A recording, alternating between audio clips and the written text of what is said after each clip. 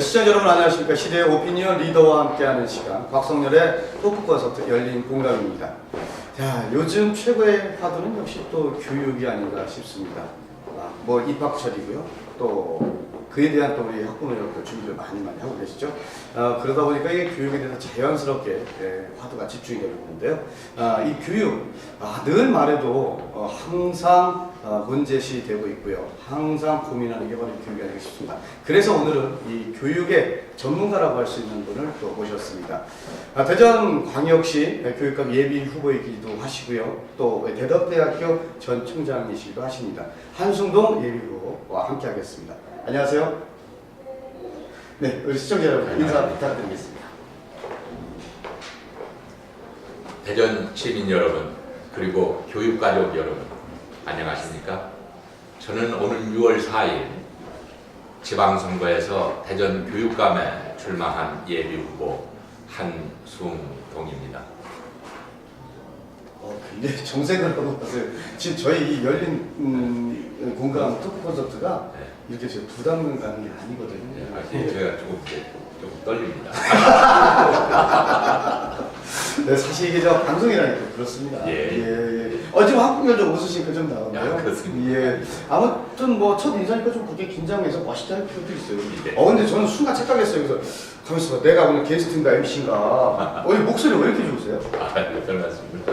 일부러 지금 좋게 별 말씀 이러는 거 아시죠? 저는 목소리는 조금 괜찮다는 말을 이게 본인 스스로 이렇게 말씀하시기 쉽지 않은데 아무튼 뭐 괜찮습니다. 저는 뭐 그런 스스로의 이 자부심 갖는 거 되게 좋아하거든요. 네. 자, 어디 그렇게 자부심을 가질 만한 우리 한순동 예비후보님의 이력을 좀 살펴봤더니 한국교통대학교 석좌 교수셨어요? 예, 제가 지난 2010년 6월 2일 네. 대전 교육감 선거에서 이제 실패하고 네.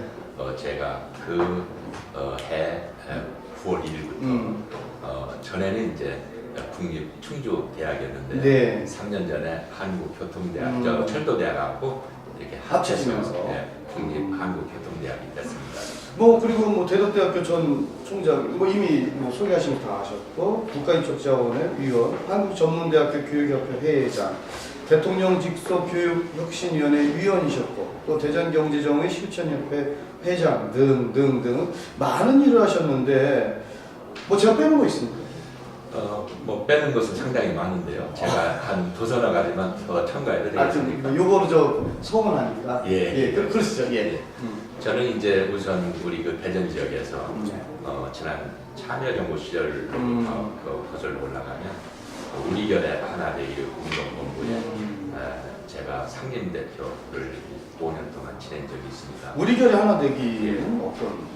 우리결의 하나되기라고 하는 시민단체는 그 북한의 특히 그 어린아이들 이런 그 조금 굶주리는 어린아이들에게 밀가루를 좀 하자.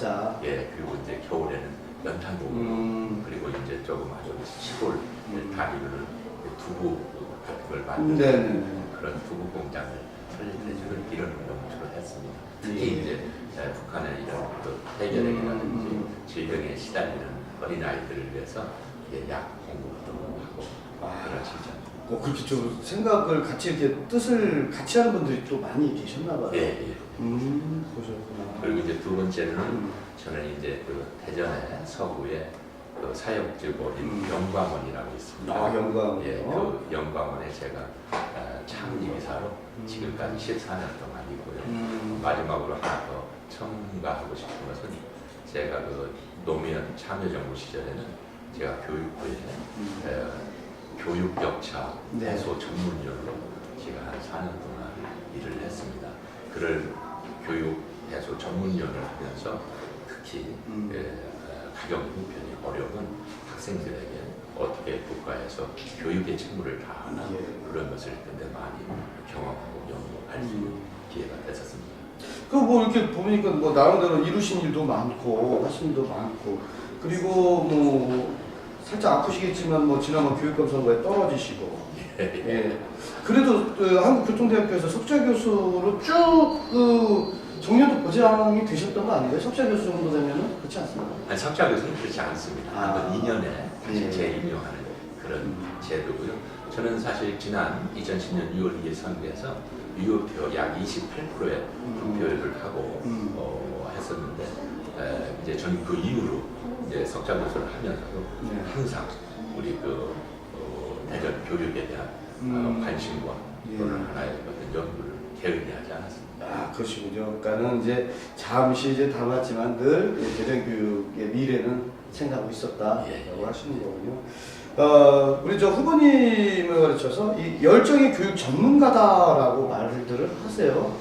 열정의 교육 전문가다. 어떤 영어로는 패션이겠죠. 아주 열정을 가진 교육 전문가. 저는 뭐 닉네임이라고 할까요? 하여튼 그렇게 불러주는 것을 저는 아주 고맙게 생각합니다. 저는 이제 대덕대학에 제가 2008년부터 1998년부터 2008년까지 10년 동안 있었는데요. 제가 있으면서 특히 이제 우리 그 대학의 교육을 혁신하기 위해서 제가 열정을 이제 다하는 것을 보고 그때부터 이제 저한테 붙여진 이름으로 알고 있습니다. 아니 그 도덕 교사, 그러니까 도덕을 가르치던 선생님으로부터 출발을 하셨어요. 그 얘기 좀 해주시죠. 저는 이제 그 성균관대학교 그 철학과를 나오고요. 성균관대학교 철학과를 졸업하면서 중등교사 2급 자격증을 이제 가지고 나왔거든요. 근데 이제 철학과니까 그때 과목이 이제 중등교사 도덕교육 그런 과목이었습니다. 그걸 가지고 있는데 제가 마침 1983년 제가 6월 달부터 광주중학교 도덕 선생님으로 도덕교사로 제가 채용이 돼서 여기서 37개월 동안 도덕서 선생님을 했습니다. 그래서 제가 제 생애에 최초의 선생님으로서 제 인물을 시작하게 되었고 그때부터 이 교육과 인연을 맺으신 거가 되겠네요. 대덕대학교의 그 총장으로 재임 시절에 참 그 많은 그 일들을 하신 것으로 알고 있습니다. 내가 그 기간 동안은 내가 이것만큼 정말 잘했는데 좀 우리가 좀 이 시간을 통해서 좀 자신을 어필할 수도 있어야 되거든요. 그냥 뭐 허심탄회하게 저 이거 했는데 잘했다 생각합니다 하는 말씀 좀 해주시죠. 제가 이제 한 도서나 가지로 요약해서 말씀을 드릴게요. 저는 우선 대덕대학에서 학사 운영을 개혁하고 바꾼다는 것은 쉬운 문제가 아닙니다. 저는 대덕대학에서 2000년도 초부터 1년 3학기라고 하는 제도를 새롭게 만들어서 실험해본 경험이 있습니다. 한 학기를 12주, 1년에 3학기를 하고요. 1시간의 수업을 50분이 아니라 65분의 수업을 했습니다. 그래서 3학기를 하더라도 1년에 2학기를 하는 일반 대학과 비교한다면 바로 1년 3학기를 함으로써 공부에 하는 양은 훨씬 더 많습니다. 우리가 일반적으로 알 때 12주와 15, 6주 하는 대학의 학기 차이가 있다고 생각하지만 저는 1시간을 65분을 수업했기 때문에 아주 공부하는 양과 질에 있어서 상당히 높아졌다고 저는 생각하고요.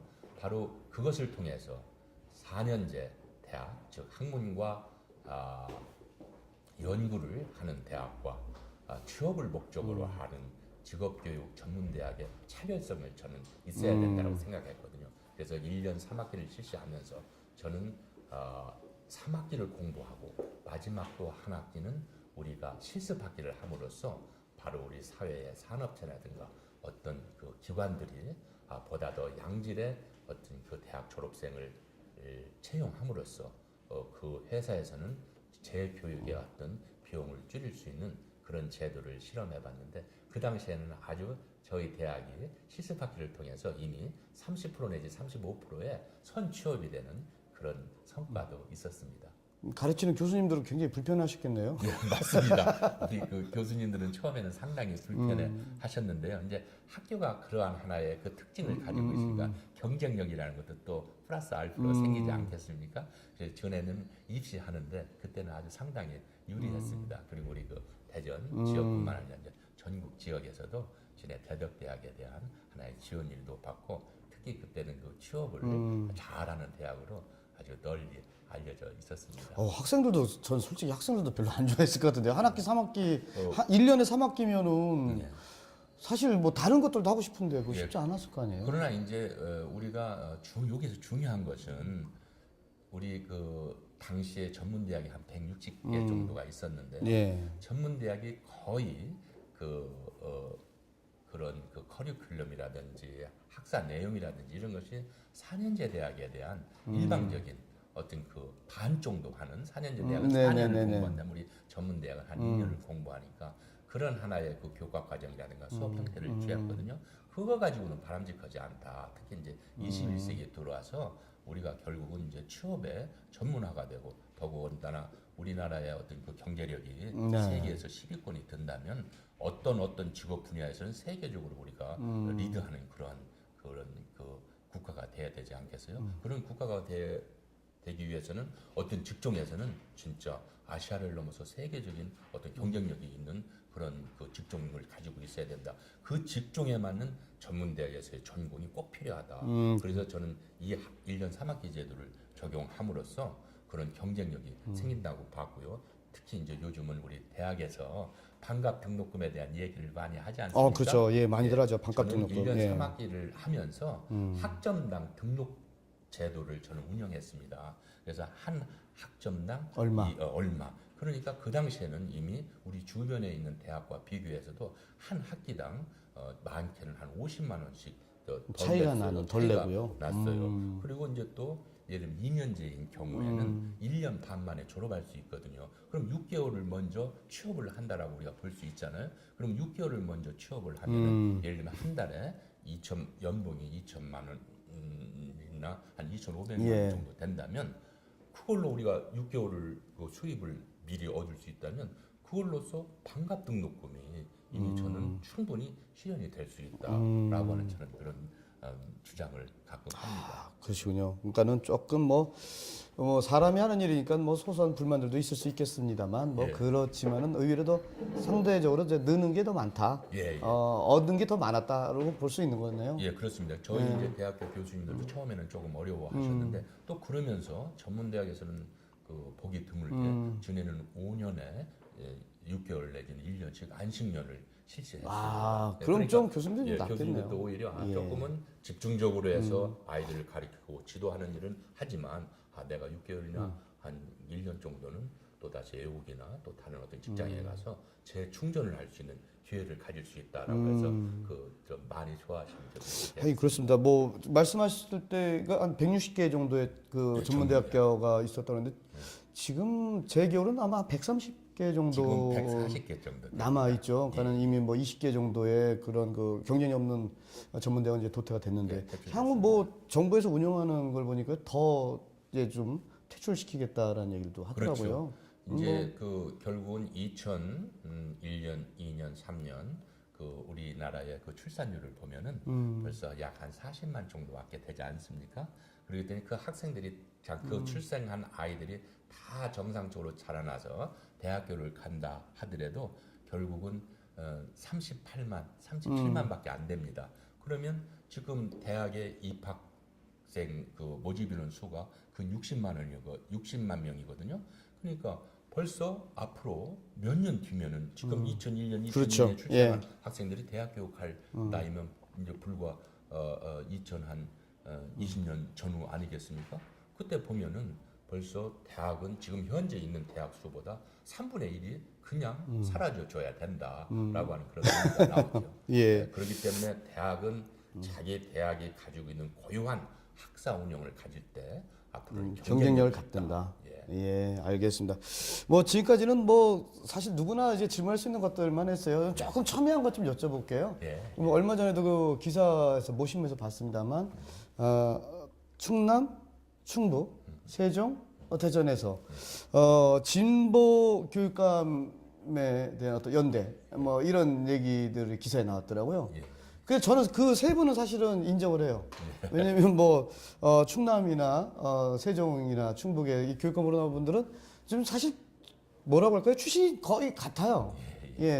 근데 우리 저 한승동 예비 후보님은 그분들은 좀 다르시거든요. 그래서 저는 이렇게 여쭤보겠습니다. 나는 교육감이 되기 위해서 진보를 선택했다. 저는 긴 한숨 못 드시는데 조금 긴장됩니다. 그 말씀을 하시니까. 제가 사실은 그 교육감이 꼭 당선되기 위해서 진보를 선택한 것은 아닙니다.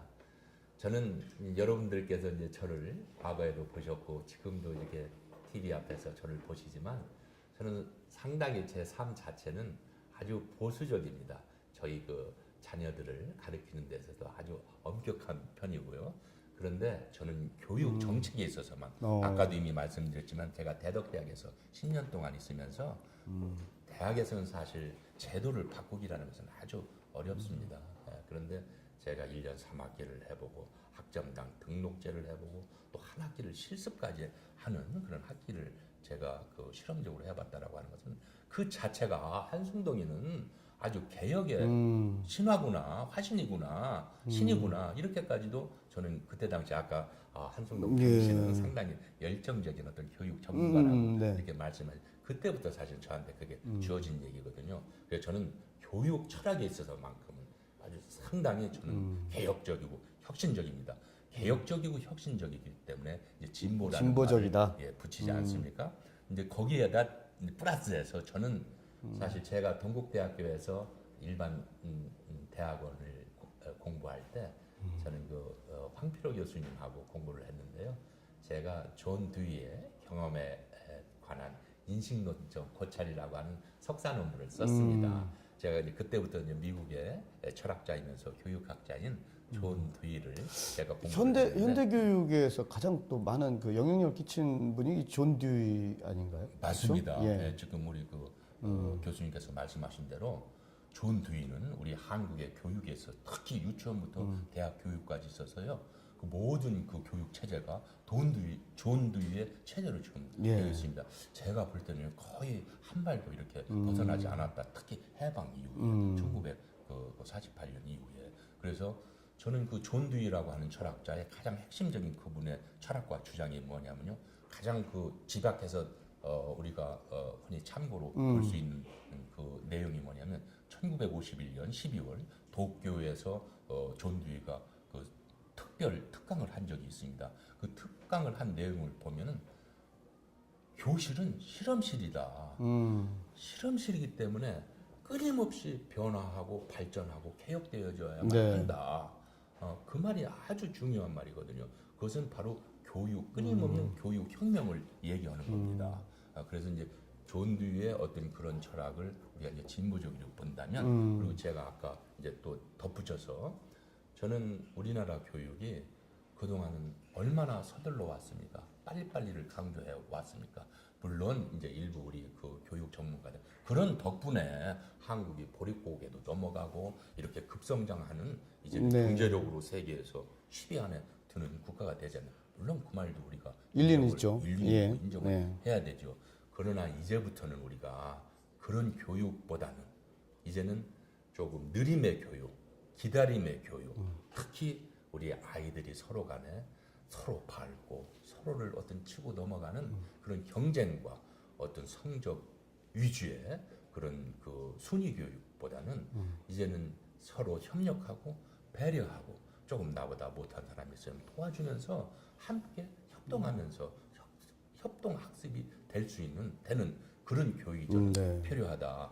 그래서 저는 어떤 그 교육에 있어서 경쟁과 어떤 성적 위주의 교육을 강조하는 그런 면을 우리는 좀 보수적으로 본다면 저같이 하나의 차별과 하나의 어떤 그 평등을 조금 중점으로 이렇게 얘기하는 사람을 요즘 이렇게 진보로 이렇게 보는 경향이 있어요. 저는 그렇다면 당연히 존 듀이의 철학을 이어받고 바로 이러한 요즘의 어떤 풍조를 저는 이어받아서 한숭동을 진보 교육감의 후보다라고 한다면 저는 단호히 저는 받아들이고 그것을 아주 나 그렇다. 나 대전 이번 교육감 여러 후보 중에서 출마한 여러분 중에서 한숭동이 진보 교육감이다 하면 저는 답이 그렇습니다. 이렇게 답할 수 있습니다. 예. 그럼 뭐 정치적인 진보적 성향과 교육적인 진보적 성향은 좀 다른 것으로 구분을 한다? 그렇죠. 저는 정치적인 상황은 이제 조금 제가 다른 말로 하면 이데올로기즘에 빠질 수 있죠. 그러나 교육은 그렇지는 않다. 교육은 방향성의 문제거든요. 아, 정치의 방향성이다. 방향성. 예. 그래서 과연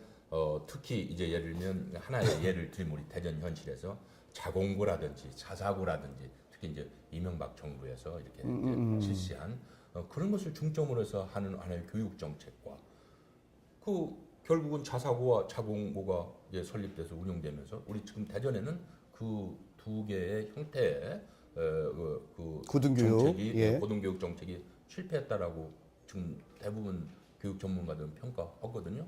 그렇다. 그리고 이제 특히 그것을 바탕으로 해서 우리가 이런 얘기를 한번 해볼 수 있어요.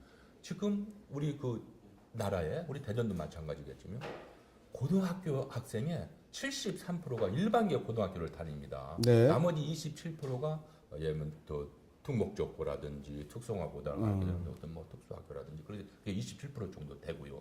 그러면 공교육이라는 것은 무엇입니까? 바로 일반계 고등학교가 정상적이 되는 어떤 교육으로 만들어지는 그런 정책을 펴고 그것이 그 일반계 고등학교가 제대로 어떤 그 공교육의 역할을 다 할 수 있도록 해주는 것이 목적이 아니겠습니까? 사실 저는 지난 3, 4년 동안 일반계 대전에 있는 고등학교를 많이 방문도 해봤습니다. 해본 결과요. 지금 소문이 사실이에요. 아이들이 일반계 고등학교 가 있는 아이들이 예. 사실 그 수업 시간에 잠을 잔다든가 또는 학교에서 서로가 이제 여러 가지 어떤 폭력이 오간다든가 그런 것 때문에 지금 우리가 사회 문제화가 이미 되어 있지 않습니까? 대전에는요.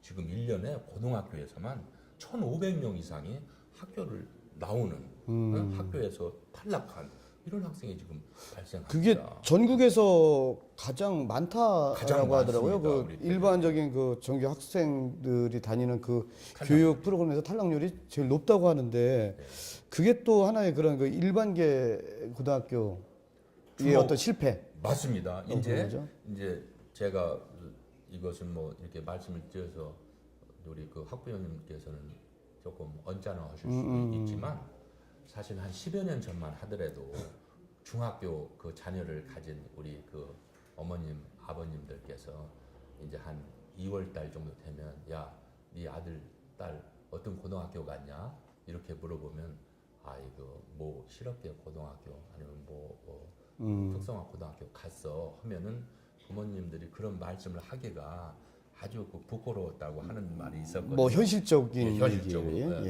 예. 그러나 요즘은 그게 아니라 오히려 특성화 고등학교로 가면 그건 잘한 거고 뭐 특목적고 가면 네. 뭐 더 잘했다고 이렇게 하고 뭐 자공고라든지 사사고 가면 그건 벌써 성적순으로 가니까 뭐 더 좋은 거고. 근데 일반계 고등학교 가는 것을 아주 조금 미안하지만 이렇게 창피하게 여기고. 요즘은요. 요즘은 네. 이제 그런다는 겁니다. 그래서 일반계 고등학교에 다니는 우리 학생들이 73%입니다.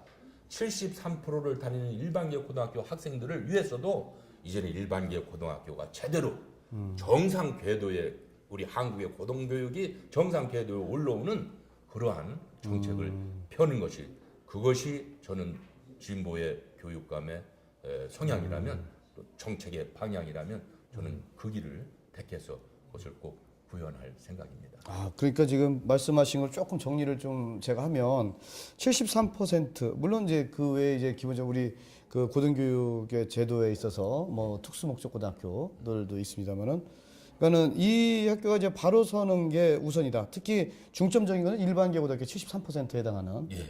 그 이건 하나의 그 보편적 그 교육복지가 실현된다는 말씀으로 해석이 되는데요. 그러면 이게 또 하나 역차별로 작용될 수 있지는 않을까요? 그 쉽게 해서 잘하는 친구들은 또 영재교육이 또 필요성도 일부 교육 전문가들은 이야기도 하고 있고요. 지금 그 우리 그 사회자님께서 말씀하신 것도 맞는 말씀입니다. 하나의 국가는 물론 우리가 이제 불과 얼마 전까지만 하더라도 네. 뭐 하나의 영재가 국가의 어떤 미래를 걸머진다든가 뭐 한 명의 어떤 우수한 학생이 뭐 100만 명을 먹여 살린다든가 그렇죠. 이런 예. 말이 예. 우리 해자된 네, 맞습니다. 그런 시절이 예, 예, 있지 예. 않습니까? 그러나 지금은 어떻습니까? 이제 오늘 2014년 2월 21일입니다. 오늘의 우리 사회, 이 세상에 돌아가면 그렇지 않습니다. 한 사람 한 사람의 어떤 소중한, 물론 우리 사람은요 다 이 전 세계 인구가 70억의 인구라고 하지만 한 사람 한 사람이 다 자기 어떤 존재적인 가치가 네. 다르지 않습니까? 존재적인 가치를 우리가 사실 인정해 주는 것. 사람은 대개 이제 요즘 중학교나 고등학교 이렇게 가보면 한 25명이 내지 한 35명이 한 반에 네. 수더라고요. 그런데 보면 예를 들면 한 30명이라고 우리가 가정할 때 그걸 이제 성적순으로 하면 1등부터 30등까지 다 있지 않습니까? 그러나 너무 그 순위로 이렇게 우리가 이제 따질 때는 아니다. 중요한 것은 1등짜리는 1등 하지요. 않습니까? 물론 그 학생에게 그리고 또 그 학생들이 이제 모여서 좋은 대학을 갈 수 있고 지금 한국의 가장 그 교육의 이제 맹점은요. 대학 입시제도에 있습니다. 예, 그래서 뭐, 유치원을 예. 들어가면서 어떤 대학을 갈 것인가 그 말씀들 많이 하시더라고요. 목표를 정해놓고 예. 그러니까 아이고 나는 앞으로 18년 뒤에 꼭 어떤 대학 가야 돼요? 이러지 않습니까? 거기에서 무슨 압박감과 스트레스와 어떤 경쟁의 발로가 시작되는 겁니다. 그러니까 제 모 프로그램 어떤 꽁트를 봤더니 초등학생인데요. 대학을 가는 포트폴리오를 그때부터 작성을 한다고 그래요. 그래서 이게 도대체 무슨 얘기인가? 예, 예. 그 상황이 그렇게 변했나 싶기도 하고요. 지금 많은 교육을 담당하시는 분들은 사실 대학 입시제도, 뭐 극단적으로 어떤 분은 그런 말씀을 하세요. 서울대가 변하면 우리나라 교육은 변한다. 맞습니다. 뭐 이런 얘기를 할 정도라더라고요. 예. 그래서 이제 제가 그 참여정부 노무현 정부에서 대통령 직속 일기 교육 혁신위원을 지내본 적이 있거든요. 그때 이제 그 우리가 중점적으로 나온 얘기가 그러면 서울대학교를 각그 도에 하나씩? 예. 옛날 16개 네네네. 시도였겠죠. 시도에 하나씩 분교를 내자. 그러면 오히려 더 수용하는 인과 거기에 대한 어떤 갈망은 상당히 이제 좀 줄어들 거 아니냐 그런 말까지 있었습니다. 아니면은 공통으로 이렇게 어디 가서 듣든지 그런 과목을 듣고 이렇게 그런 저기 하기를 주자. 저도 그 당시에 저도 기억이 나는데요. 그래서 야 이게 우리가 그 프랑스 교육 체제랑 비슷하게 돌아나? 프랑스는 사실 어떤 뭐 우리나라 같은 그 대학 이름이 아니라 뭐 파리 1대학, 파리 2대학, 파리 그렇죠. 3대학 뭐 예. 이런 식으로 해서 맞습니다. 그 어떤 그 분야마다 이렇게 하잖아요. 예. 그래서 야 우리나라가 이제 프랑스 교육 시스템을 좀 가려고 하나 노무현 정부 때 이제 그런 생각을 했었는데 근데 어쨌든 그건 실패했습니다. 그죠? 예, 하지도 못했죠. 예. 연구만 네. 해도 예, 그렇습니다. 근데 어쨌든 지금 말씀 들어보면 뭔가가 이제는 세상이 변했다. 예, 예. 그래서 이제 좀 하나하나 소중하게 다뤄야 된다는 말씀하신 것 같고. 근데 이게 모르겠습니다. 이게 좀 저인데 진보로 하면 당선될 확률이 높을까요? 글쎄 이제 진보를 표방하시는데 그냥 예. 진짜로. 예. 예, 이제 오히려 진짜로 제가 이제 예. 얘기하면 예. 진보를 포장하면 우리 대전 지역에서는 예. 사실은 많이 불리합니다.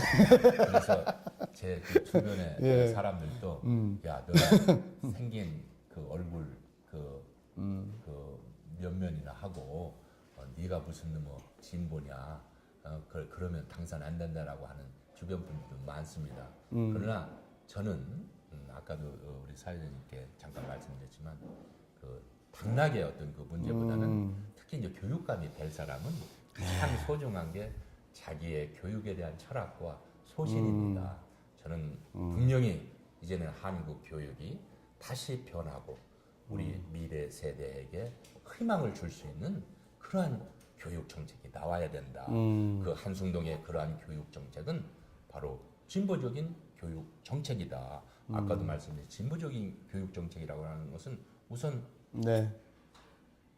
어떤 그 다시 한번 말씀드리면 이제 뭐 제가 좀 표현이 어떤가 네, 모르지만 네.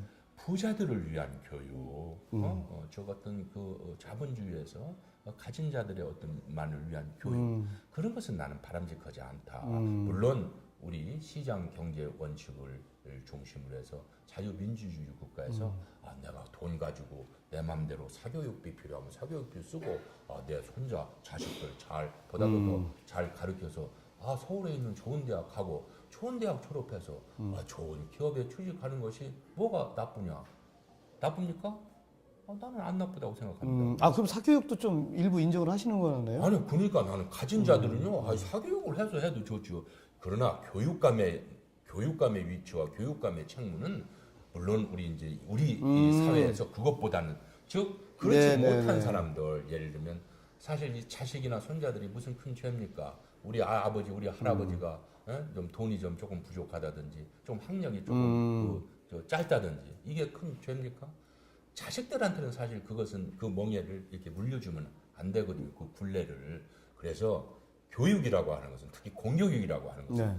그런 부모의 가정의 어떤 경제적인 환경이 그렇게 차이가 있어서 그것으로 하여금 불이익을 본다면 교육에서 불이익을 받는다든가 어떤 격차를 차별을 받는다면 그건 바람직하지 않다. 그 차별의 갭을 바로 국가에서 나는 받아서 해줘야 된다. 예를 들면 우리 핀란드 같은 나라는 어떻습니까? 핀란드와 한국을 비교한다는 것은 사실은 특히 이제 인구 면이라든지 면적 면에서 그렇죠. 많은 차이가 예. 사실은 납니다. 핀란드는요 우선 책임 교육입니다. 그리고 맞춤식 교육입니다. 국민 한 사람 한 사람이 얘는 뭐가 가장 적절한가. 그러니까 핀란드의 그 국민의 한 사람 한 사람의 개성을 다 챙겨줄 수 있는 그런 공교육 체제가 바로 핀란드 교육입니다.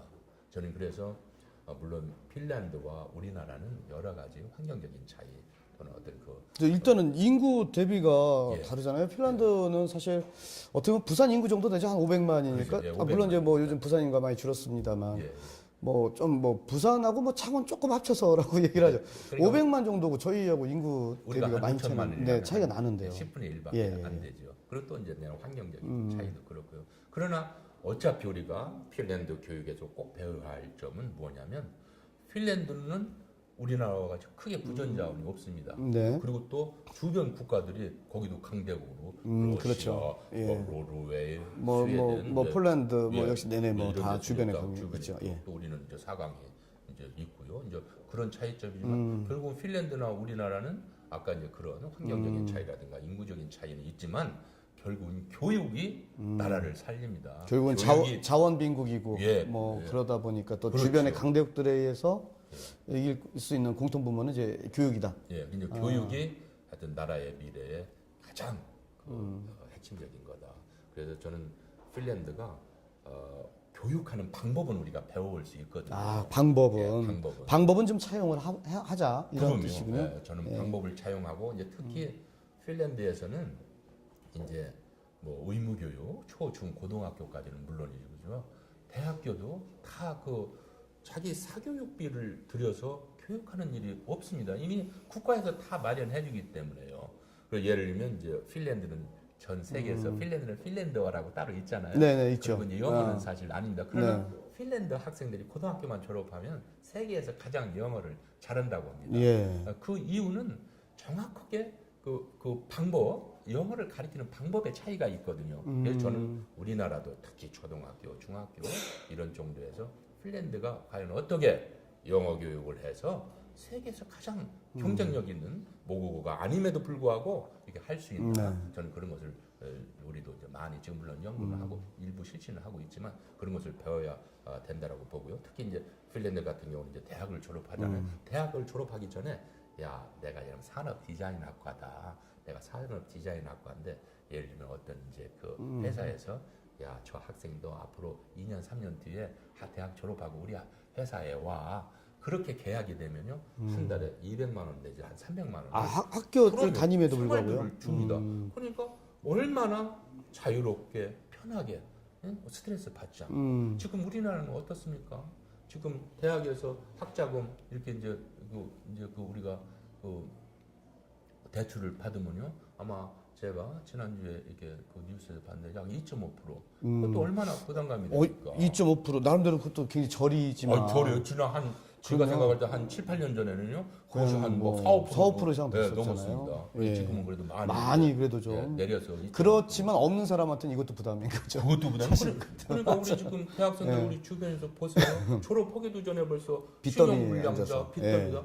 지금 학생들이요. 저도 이제 우리 그 한국교통대학에서 애들 저거 해보지만 성적에 아주 굉장히 예민하고요. 예민합니다. 그래서 그냥 성적 이렇게 정보 시스템에서 오픈되는 날 아침 되면 아침 8시부터 그냥 전화가 계속 옵니다. 그걸 보면 우리나라의 그 지금 대학생들 특히 우리 청소년 이런 청소년의 그 청년 네. 실업 문제 이런 것도 사실 우리 국가적인 그 교육 정책 여하에 따라서 그리고 특히 산학 협력 그런 서로 협력과 그 노력에 따라서는 많이 저는 달라질 거라고 봅니다. 그런 점에 있어서 우리는 그 핀란드의 그런 뭐 앞서갔다라고 할까요? 하여튼 조금 선진화된 그런 교육을 우리는 보다 더 많이 이렇게 방법적인 측면을 저는 접목해서 실시한다면 한국의 어떤 그 청소년 교육과 특히 이제 대학에서의 어떤 실업 문제라는 이런 문제도 좀 많이 해소될 수 있겠다라고 생각을 합니다. 아니 뭐 말씀하셔서 저도 굉장히 깜짝 놀랐는데 핀란드 교육을 딱 보니까는 오 사실 우리나라보다 수업 시간이 짧죠. 예, 맞습니다. 짧습니다. 제가 우리 한 예비부님을 만나기 전에 좀 몇 개 자료를 조사하다 보니까 핀란드 교육에 나서 저도 좀 관심을 가져봤거든요. 예. 그러면서 대학을 졸업할 때 되니까는 뭐 고유어인 핀란드어는 물론이고 영어 일반적으로 사용하고 거기에 플러스 알파되는 뭐 거의 제2 외국어를 하나 정도 더 굉장히 능통. 그래서 기본적으로 3개 국어를 한다는 거죠. 그래서 야 그게 가능한가 뭐 싶어서 굉장히 놀랐거든요. 지금 이제 그 말씀하신 대로 바로 이제 영어는 뭐 세계에서 저기 제일 그냥 잘한다고. 뭐 제일 잘 지금 다루고요. 바로 한 10여 년 전부터 핀란드는요 중국어를 시작합니다. 네. 중국어. 벌써 이제 그 얘기 들었어요. 그럼 미국을 예. 벌써 이렇게 그 핀란드 사람들이 결국은 자기의 미래의 가장 핵심적인 분야는 교육이다. 교육에 있어서도 바로 사람들과의 소통과 이게 그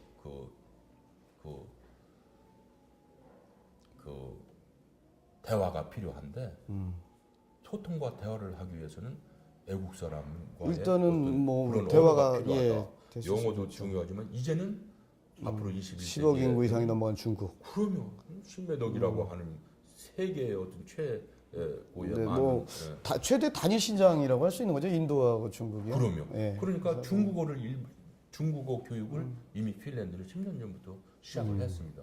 가장 효과적인 교육을. 그러니까 핀란드가 이제 우리하고 비교하면 우리는 아까도 좀 말씀하셨지만 사교육비가 지금 얼마나 많이 듭니까? 제가 우리 학부 형님들 조금 이렇게 만나서 얘기를 들으니까 사교육비, 학교 안전 이런 문제가 가장 중요한데 핀란드는 사교육비를 들릴 필요 없잖아요.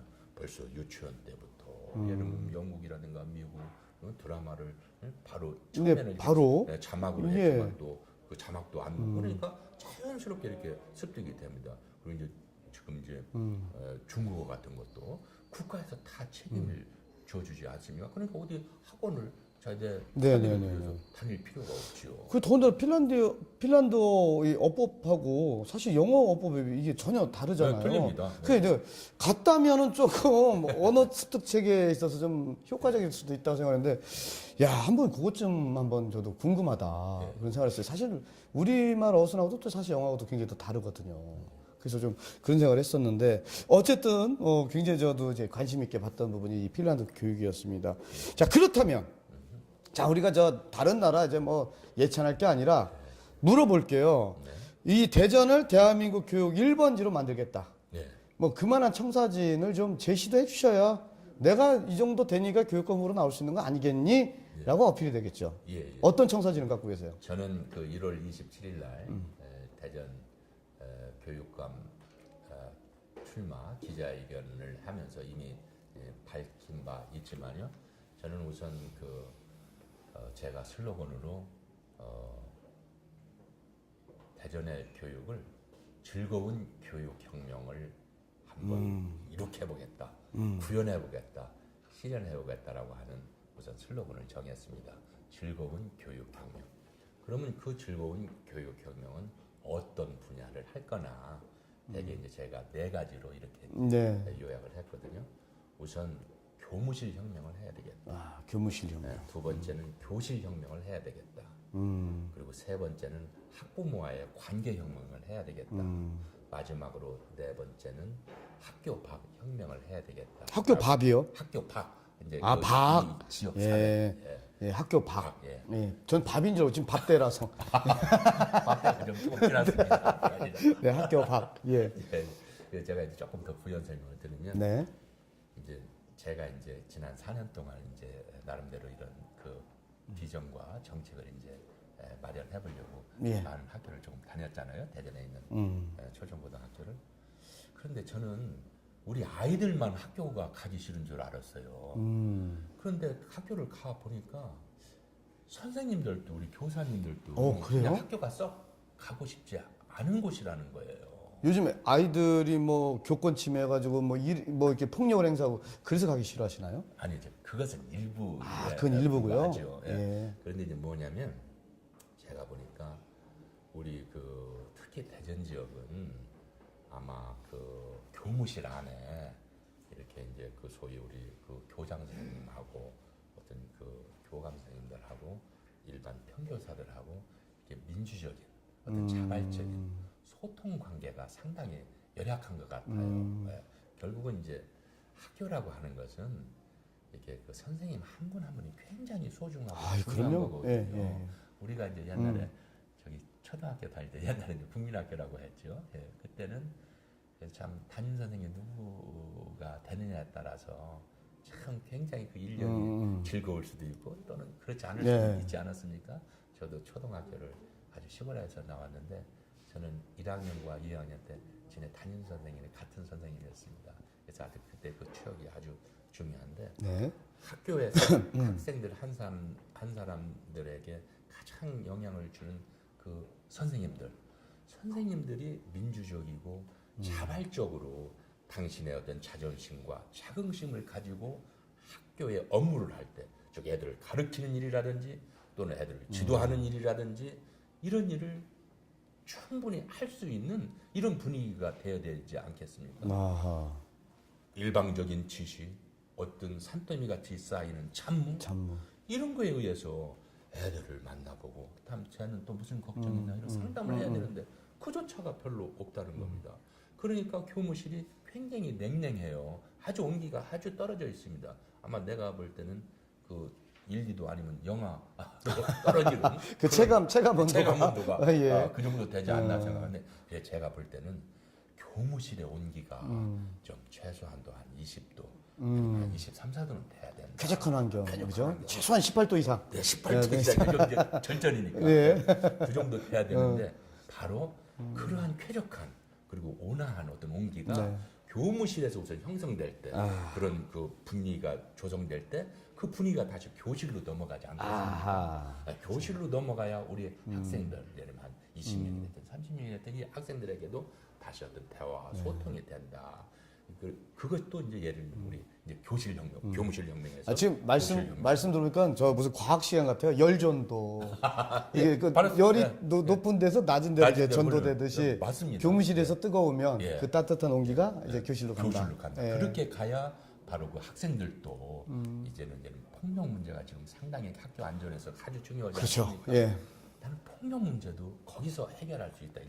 지금 뭐 CCTV를 뭐 배로 그렇죠. 그런 뭐 물리적인 것은 그러면 CCTV를 제가 이제 한 예를 들까요? 조금 제가 이제 대덕대학에 있을 때 이제 실습실이 많잖아요. 많죠. 이제 전산 컴퓨터 학과들이 많으니까 이제 실습실에 저는 이제 가끔 그 추석 때라든지 설 때 연휴 때가 되면 뭐 도난 외부에서 이제 어디 그 밤손님이 와가지고요. 도난 그냥 되고. 다 들머리 해가요. 그냥 다. 그래서 그것을 한 2번 당하니까 아주 굉장히 속상해요. 그렇죠. 야 이거 그래도 이거 철저히 이것들 단속도 못하냐? 그러니까 야 그것보다는 CCTV를 각 실험실에다가 달아놓으면은 우선 그럴 수밖에 없죠. 그 상황이 괜찮겠다. 그래서 제가 한때는 이제 그 선호 개 업체로부터 다 이게 그 주문을 받아가지고 견적을 받아서 사실은 이제 실시하려고 했었어요. 했는데 제가 이제 조금 이제 이렇게 생각해보다가 제가 고등학교에 선생님을 있는 제 그 친구한테 이렇게 전화를 해봤어요. 야, 내가 지금 이런 상황인데 한번 CCTV를 달라고 한다. 그랬더니 그 친구가 저보고 그래요. 야, 숭동아, 네가 한편으로 그건 효율과 어떤 그 재산을 재산을 이제 보호할 수 있을지 모르겠지만, 보호할 수 있을지는 모르겠지만, 그건 자칫 잘못하면은 우리 교수님이나 우리 학생의 어떤 교권과 인권에 대해서 너 한번 생각해봤니? 그래요. 예. 그런데 사실은 저는 그건 그때는 생각을 안 해봤거든요.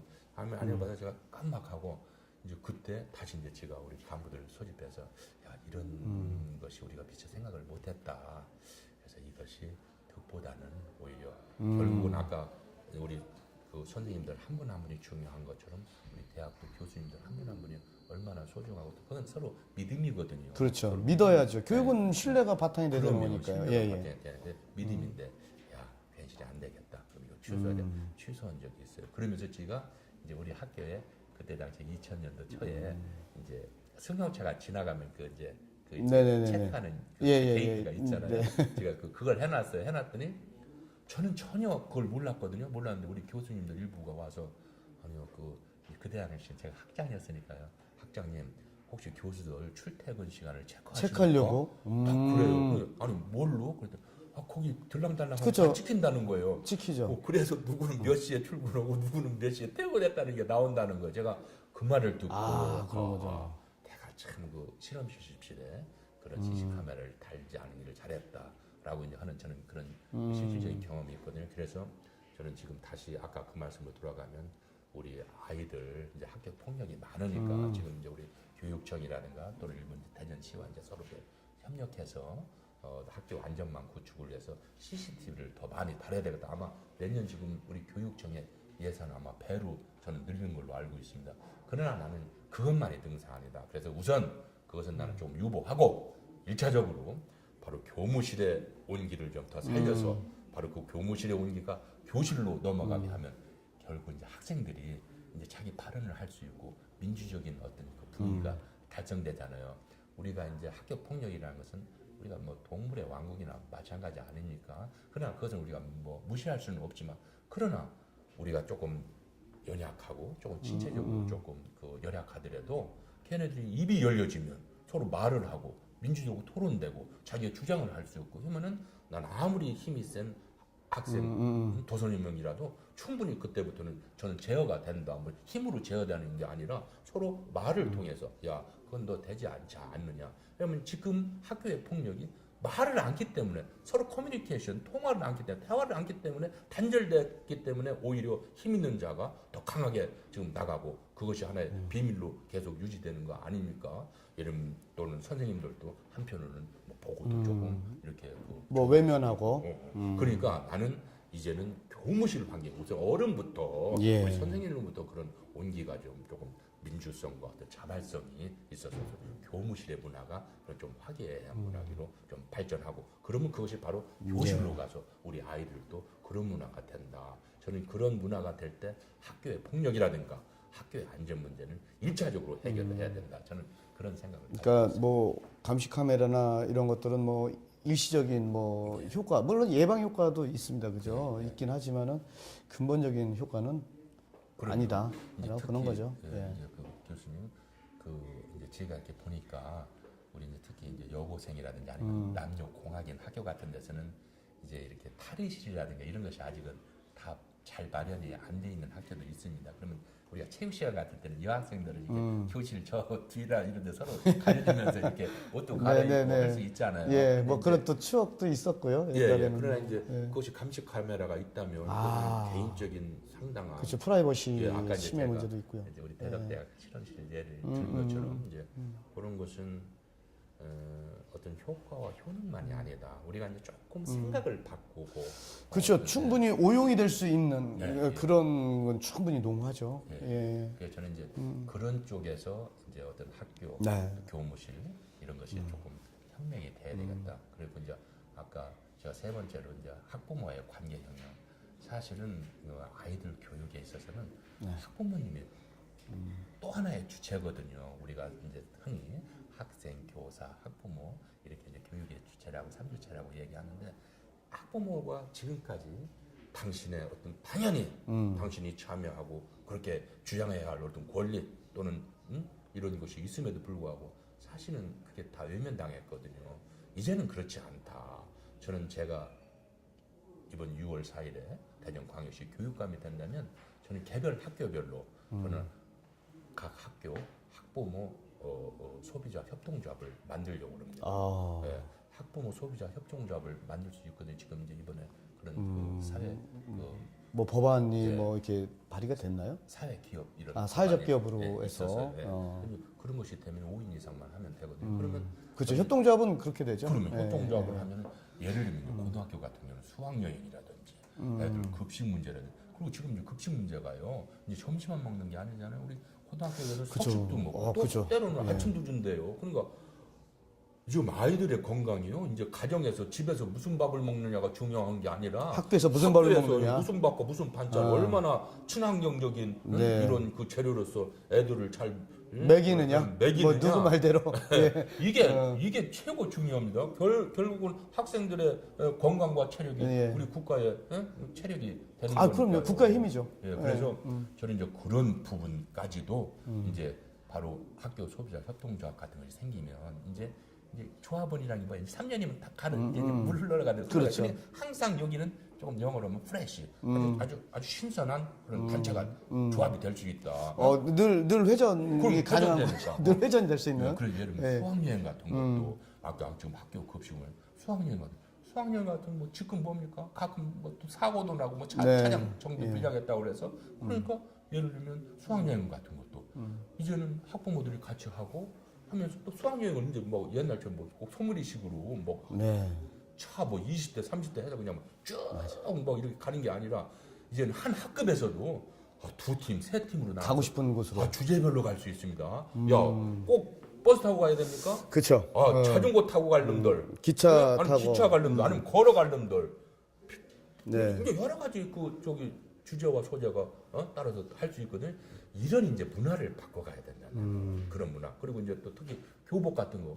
지금 교복이 우리 신사복 10만 원이면 어디 가서 그럴듯한 거 사는데 학교 교복 10만 원이면 삽니까? 비싸던데요. 이번에 저희 아들이 고등학교 입학을 했는데요. 예. 만만치 않던데요. 그렇습니다. 뭐 활동복, 예. 그 뭐 체육복은 체육복, 기본이고요. 예. 교복, 동복하복 있잖아요. 예. 또 바지 두개 사야 되고. 예, 맞습니다. 뭐 바지 2개, 뭐 와이셔츠 2개, 뭐 이렇게 했는데 이게 만만치 않던데요. 사실 뭐 정말 그 카드로 해서요 할부로 했어요. 그 아마 대부분의 아마 부모님들이 그럴 것 같아요. 그렇습니다. 예. 그래서 저는 이제 예를 들면 교복 문제도 나는 우리 그 학부모 소비조합에서 이제 물론 교장 선생님이 다 운영을 하시니까 그러나 여기서 조금 더 교장 효율적으로? 효율적으로 때로는 바로 이러한 것이 조직이 되어 있다라고 하면은 바로 우리 지역이나 중앙 같은 데서 이제 그런 교복 업체들도 공동구매 이거, 나섰을 때 공동구매를 이거 뭐 옛날처럼 그냥 뭐 폭리를 취할 수가 누가 없다. 먹고, 예. 커져가는 세상이야. 아니게 될 수 있지 않겠습니까? 그럼요. 예. 바로 우리 그 이제 학부형들이 깨어 있는 그러면서 학교에 직접 참여해서 학교가 나쁜 것이 아니라 정상적으로 이렇게 돌아가도록 하는 저는 그런 그 관계를 내주시면 해서 그럼 거기까지는 그렇게 되고요. 학교 밖은요. 이제 학교 밖 지금 이제 이제 학교 밖으로 가는 거예요, 이제? 밖은, 예. 그 예, 확실히 학교 밖은 좀 멀어요. 학교 밖은 이제 멀은 게 아니라요. 예. 바로 학교 그 주변에 있는 지역사회입니다. 우리 대전은요. 예. 제가 볼 때 우리나라에서뿐만 아니라요. 전 세계에서도 아주 대표적인 도시형 학교입니다. 우리나라. 자, 우리나라가 우리 대전은. 대전 자체가. 네. 그런데 또 우리와 같은 이런 그 지역은요. 바로 시민 통합교육 시스템을 만들어야 됩니다. 시민 통합교육 시스템. 예. 우리는 지금까지 우리 애들 초등학교나 중학교나 고등학교 애들이 아이고 학교 보내면 선생님들이 다 해요. 알아서 다 해요. 이런 그게 아닙니다. 이제는 학교 밖에서 영향을 주고 영향을 미치는 것이 더 많습니다. 그런데 우리 대전은 바로 얼마나 교육 환경이 좋습니다. 저는 이제 조금 이렇게 부풀려서 얘기하면 우리나라에서뿐만 아니라 세계에서도 최고의 저는 우리 교육 환경을 가진 대전이다. 그것이 대전이다. 그럼요. 교육 환경은 그렇게 훌륭한데 그걸 제대로 활용을 못 한다고 할 수 있는 건가요? 그러면 이제 예를 들면 구슬이 서말이라도 꿰어야 보배라고 하는 말이 있지 않습니까? 그렇죠. 예. 대전 한번 우리 잠시 한번 말씀해 보시죠. 대덕 연구단지. 이건 세계에서 이런 단지가 없습니다. 저는 일본 수쿠바, 미국의 그 실리콘밸리, 뭐 핀란드 뭐 다 여러 번 가봤지만 대전은 지역이 좁습니다. 지역이 좁으면서 석박사가 25,000명 그렇죠. 예. 이분들이 계속 머물러 있습니까? 연세가 잡수시면서 60세, 63세에 다 이제 나오시잖아요. 그렇죠. 예. 나오는 이 박사들과 석사들을 우리는 대전 교육에 활용하는 물론 프로그램이 일부는 있었지만 네. 아직은 적극적으로 없습니다. 바로 이분들의 활용 문제 그것뿐만 아니라 대전은 우리 대전시청을 반경으로 해서 30km 이내에요. 아주 좋은 그 교육 환경에 많습니다. 예를 들면 뭐 우리 군으로 얘기하면 계룡대가 그 안에 네. 포함될 수 있죠. 국립현충원이 포함될 수 있죠. 예를 들면 자연사박물관, 자연사박물관도 지금 있고. 그런 것이 있죠. 우리 그렇죠. 미술관, 뭐 수목원도 있고요. 네, 뭐 수목원, 그러네요. 여기 예, 중앙 예, 예. 박물관 또 그거 보니까 우리 대전 그 둘레산길 또 3대 하천. 대전의 하천은요. 저는 우리가 흔히 춘천을 호반의 도시. 도시라고 예, 그런 얘기하잖아요. 얘기하죠. 예. 저는 지금 아직 헬리콥터 타고 올라가 보진 않았지만 우리 대전이야말로 3대 하천을 물이 꽉 찰 때 올라가 보면요. 진짜 호반의 도시가 될 것 같습니다. 그래서 저는 우리 그 생태 공원으로서 아주 대전이 좋잖아요. 근데 저는 대전이 교육 환경적으로 아주 저는 거의 다 갖췄다. 그리고 아까 그 인적자원 얘기도 하고 또 그거 보니까 우리 대전에는 또 우리 동춘당이라든지 그렇죠. 우리 어떤 예, 역사성을 역사성이 많이 또 예, 내재돼 있죠. 예, 예. 얼마나 많습니까? 그래서 나는 이런 문제. 그래서 저는 요것을 더 이제 아까 그 시민 그 통합교육 시스템을 한번 만든다는 건데 이런 것을 다 아울러서 그리고 이제 특히 저는 초등학교, 중학교, 고등학교를 조금 이제 일단 고려를 해보고 초등학교와 중학교의 지역학을 꼭 가르치고 대전학이라고 해서 또 대전학이라든지 또는 대전학 개론이라고 이름을 줘서 우리 대전에 어떠한 인물이 있고 어떠한 역사가 있으며 어떠한 자연적인 환경이 있고 또 우리 대전은 과연 어떠한 인적 그 인프라가 구성되어 있나 이것을 저는 꼭 가르쳐야 된다고 보거든요. 왜냐하면 대전에서 태어난 사람은 물론이지만 대전에서 살아가는 사람은 우선 대전이 뭐 어떤 곳인가, 대전은 어떠한 역사를 가지고 있는가, 대전은 어떠한 인물을 지금까지 냈는가 이런 것을 우선적으로 알아야 나는 대전이로서의 어떤 자긍심과 긍지를 가질 수 있거든요. 이제 저는 이제 그 나이가 좀 돼서 미국에서 좀 오랜 유학 생활을 해본 경험이 있는데 사실은 우리나라 밖을 나가 보면 가장 중요한 것이 자기의 아이덴티티, 자기의 일종의 정체성 뭐 이런 거 얘기하시는 자기의 거죠. 정체성이 굉장히 중요합니다. 외국에 나가면 그 나라의 정체성이 중요한 것처럼 우리나라에서도 나는 대전 출신이야, 나는 대전 사람이야, 나는 이런 것이 굉장히 중요하다. 그래서 저는 초등학교나 중학교 정도에서 꼭 그 수준에 맞는 대전학 같은 것을 해서 바로 그런 것도 학교 밖의 어떤 그 교육의 혁명으로서 하나의 예를로 말씀드릴 수 있겠습니다. 저도 그 부분은 좀 괜찮은 것 같아요. 왜냐하면 사실 그 대전의 역사가 이제 한 100년 좀 되는 거고요. 그렇죠. 뭐 그 어느 연구 결과에 보니까 그 대전의 그 지역 토착률이 한 11%에서 17%라고 얘기를 하고요. 호남 쪽이 이제 한 34% 네. 정도 얘기해요. 나머지 경상도 지역, 네, 나머지 이제 충청도 지역에서 이제 인구 구성이 이제 100%를 하고 있다. 그러다 보니까는 사실은 그 좀 정체성에 있어서 문제가 있다. 대전 글쎄 뭐 이런 느낌을 갖는다는 거죠. 왜냐하면 부모의 고향을 자기 고향으로 또 가고, 그러니까 사실은 태어나고 자랐음에도 불구하고 없는데 그 대전 학교로는 굉장히 좀 호감 가네요. 예. 예. 그래서 저는 이제 지난 그 교육감 출마 기자회견에서 이제 아까 말씀 대한민국의 교육 1번지 그리고 대전을 결국은 그 10년 앞선 교육 도시로 만들겠다. 바로 이제 그런 것이 제가 그런 어떤 그 전체적인 그래서 비전과 정책을 즐거운 교육 혁명, 예. 교육 혁명가. 그래서 즐거운 교육 혁명을 이제 제가 우리 대전 모든 시민들과 예. 함께 이끌고 싶다라고 하는 말씀입니다. 어쨌든 뭐 항상 뭐 그 꾸는 꿈대로 이루어졌으면 좋겠고요. 남대로 뭐 이렇게 말씀하신 대로 들어보면 정말 그랬을 때 우리 아이들이 행복할 수 있겠다라는 생각을 갖습니다. 소년 한송동은 어땠어요? 좀 이제 좀 뜬금없을지 모르겠지만 좀 인간적인 모습 한번 좀 뵙고 싶어서. 대전 중구 유천동이 제 그 고향입니다. 본적이고. 그러나 저는 그 외갓집이 충남 서천군 판교면입니다. 아주 그 시골인데요. 제가 외갓집에서 어렸을 때부터 이렇게 다 그 자랐습니다. 그런데 저는 그 시골에서 자라면서도 이제 그 제가 조금 개구쟁이였어요. 그런데 특히 저는 초등학교 2학년 때부터 말을 많이 더듬었습니다. 이제 그 저의 그 외갓집이 그 이모만 16명입니다. 외삼촌이 한 뭐라고요? 이모들만 16분이요? 예. 그 우리 잠깐, 그게 가능한가요? 아마 가능하니까 그게 사실이죠. 저희 애할머니께서는 친애할머니께서는 13분의 딸을 낳으시고요. 예. 이제 우리 또 둘째 그 외할머니께서는 이제 또 딸 셋, 아들 하나를 낳으셨거든요. 전에 이제 외삼촌 한 분하고 전에 이모들이 16명이 있어요. 이야, 엄청.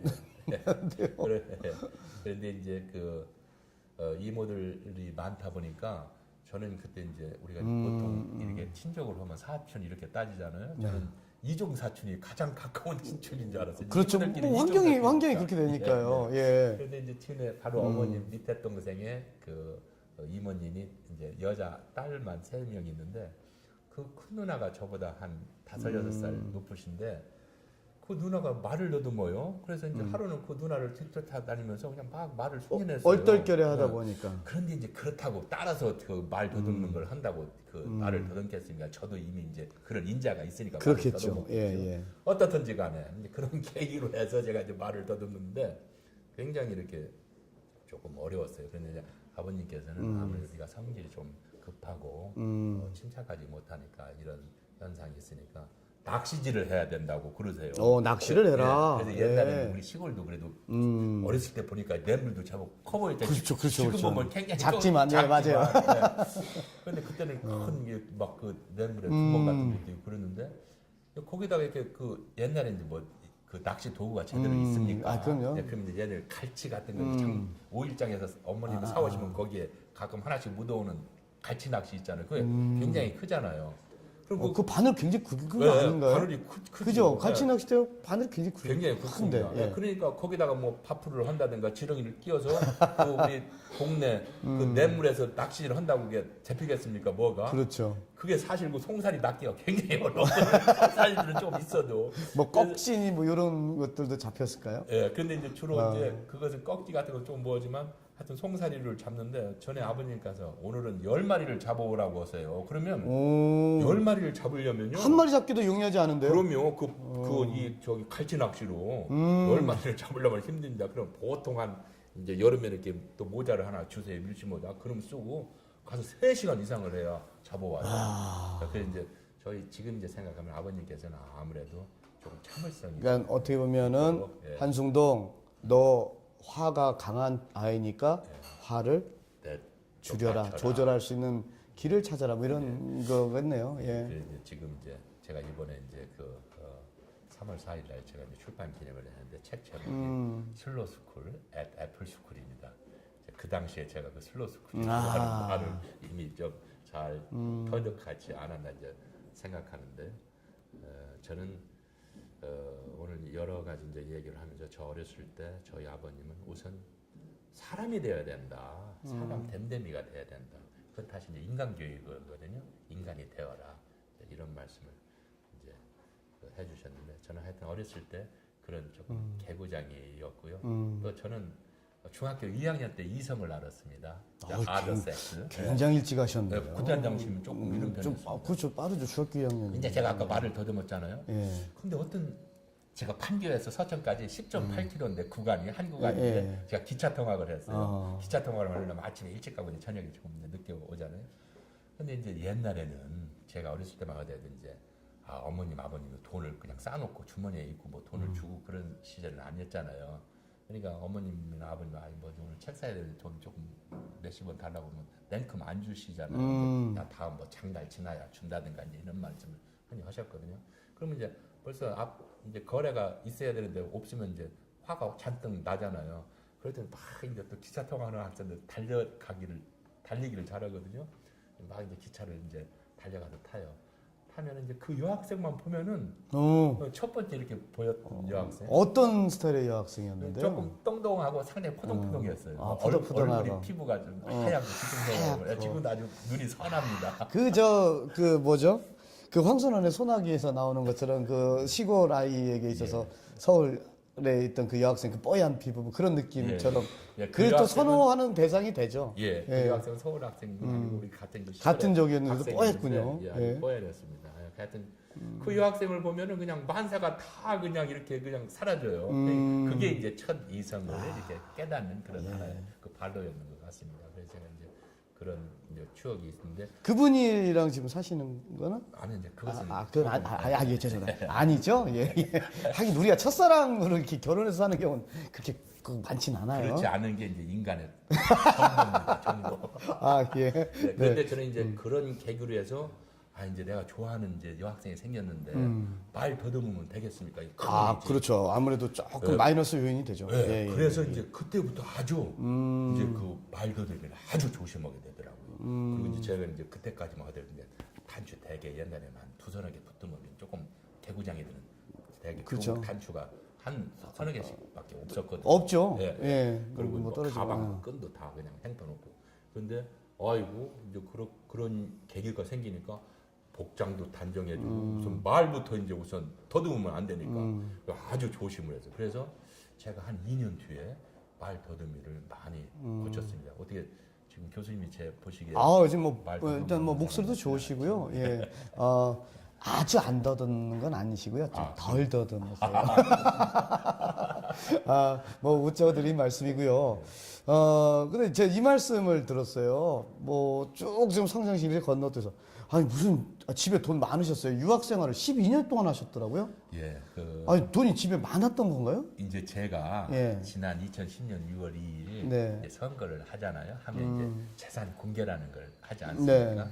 아마 제가 전국에서 교육감 후보 중에서 아마 그 비교적 상위에 드는 재산을 가지고 있다고 등록이 돼 있었어요. 그렇게 돼 있어요? 예. 그런데 이제 저는 사실은 제가 피땀 흘려서 버는 돈이 아닙니다. 저희 이제 아버님께서 선친께서 이렇게 또 선친께서 이제 대전 저쪽 그 정림동에 이렇게 땅이 있었는데 그것이 이제 평가가 올라가서 이제 자동적으로 그렇게 됐고 또 저는 또 아버님이 물려주신 상속이니까 안 받을 수도 없고 그래서 이제 받아서 이제 그게 그 좀 재산이 있는 거고요. 그래서 저는 지금 이렇게 교육감을 선거하면서도 저는 상당히 돈이 많은데 왜 저렇게 짠가 하는 이런 그 말씀을 제가 가끔 제 주변 친구들로부터 농담으로 듣고 그렇습니다.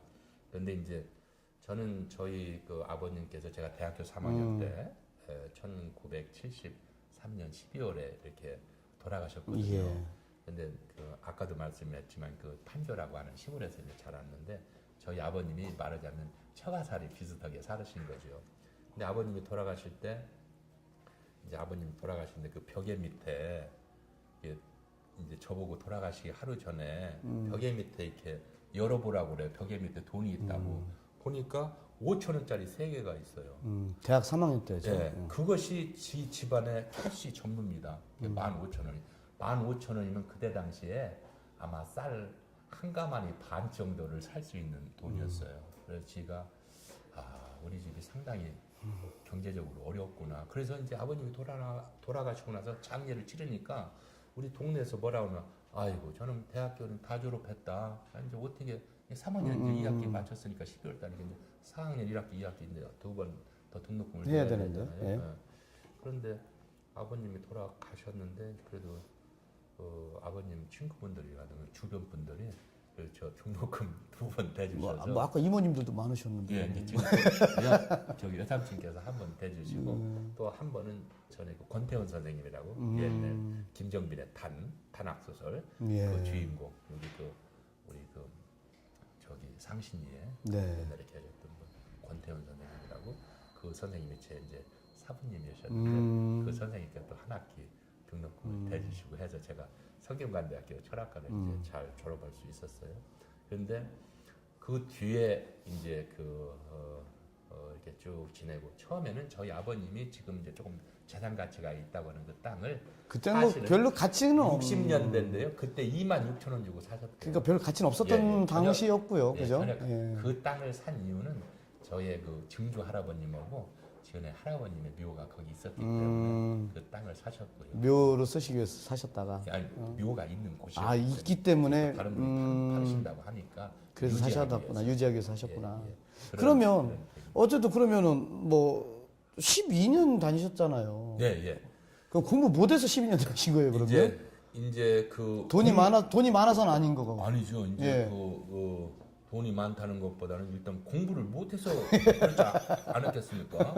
예. 유학 가서 12년. 예. 그 만만치 않았을 텐데, 그게. 저는 예. 한국 나이로 35살에 미국 오클라호마 스테이트 유니버시티로 이제 오클라호마 주립대학으로 처음에 이제 유학을 갔어요. 거기서 이제 한 2년 하고 다시 네브라스카 주립대학으로 옮겼는데요. 네브라스카는 좀 위쪽 아니에요? 예, 그 중부 한 가운데입니다. 미국 동서남북 한 가운데. 중부 지역. 예. 예. 예.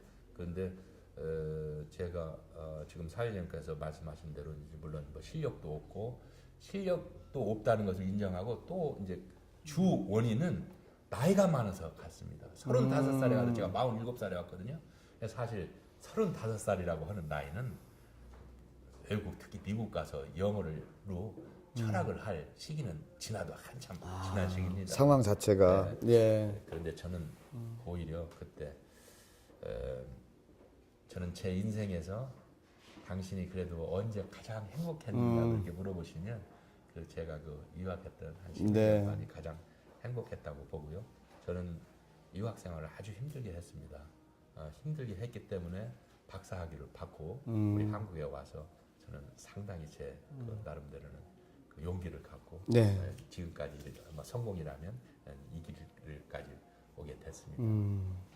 알겠습니다. 자, 철학과 소신이 분명한 우리 저 한승동 대전시 예비교육감 후보. 뭐 즐거운 교육혁명을 위해서 또 몇 가지 의견도 내주셨고, 뭐 언제라고요? 뭐 출판회가 있다고요? 저는 그 제 책 제목은 슬로스쿨 애플스쿨이라고 하는 책인데 슬로우스쿨, 애플스쿨. 애플스쿨. 예. 이제 슬로스쿨이라고 하는 것은 인간 교육에 관한 얘기고 애플스쿨이라고 하는 것은 이제 각 사람들은 저마다 태어날 때 타고난 소질과 어떤 재능이 있지 않아요? 그러한 재능을 즉 호기심과 상상력을 키워줘야만이 그것을 발휘할 수 있다. 그러한 담당을 저는 애플스쿨이라고 이렇게 그 명칭을 붙였습니다. 알겠습니다. 그 출판 기념회를 3월 4일 오후 7시에 그 문화동 기독교 연합 봉사회관에서 합니다. 예. 뭐 교육감 예비후보 한승동의 교육에 대한 비전 궁금하신 분들 뭐 그 자리에 가서 직접 확인하셔도 될 것 같고요. 자, 마지막으로 우리 저 시청자 여러분들께 한 말씀 해주시죠. 마지막입니다. 예. 시청자 여러분, 어디에 긴 시간 잘 들으셨는지요? 또 제가 말 실수는 안 했나 우선 조금 걱정이 됩니다. 그러나 저는 오늘 우리 그 사회자님과 허심탄회하게 아주 조금 상당히 자유스럽게 오늘 그 대담을 했습니다. 저는 분명한 교육 철학과 정책을 가지고 오는 6월 4일 교육감 선거에 임하고자 합니다.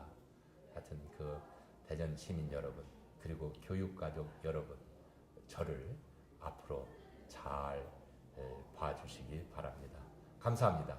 네, 뭐 저도 박수를 드리겠습니다. 예, 감사합니다. 뭐 앞으로 한승동 대전 교육감 예부 후보의 멋진 활동과 또 계획들을 또 우리 모두 함께 지켜보는 그런 또 재미는 있을 것 같습니다. 예. 하여튼 뭐 선전하시길 바라고요. 오늘 소중한 시간 내주셔서 감사합니다. 예, 감사합니다. 고맙습니다. 자, 오늘은 대한민국 교육 1번지를 꿈꾼다. 대전교육의 즐거운 교육혁명을 일으키고자 하는 대전시 교육감 예비후보 한승동 대덕대학교 전 총장님과 함께 했습니다. 자, 다음 시간에도 오늘 사는 뉴 오피니언 리더와 함께 시청자 여러분을 찾아뵙겠습니다. 곽성열의 토크 콘서트 열린 공감 여기서 마치겠습니다. 감사합니다.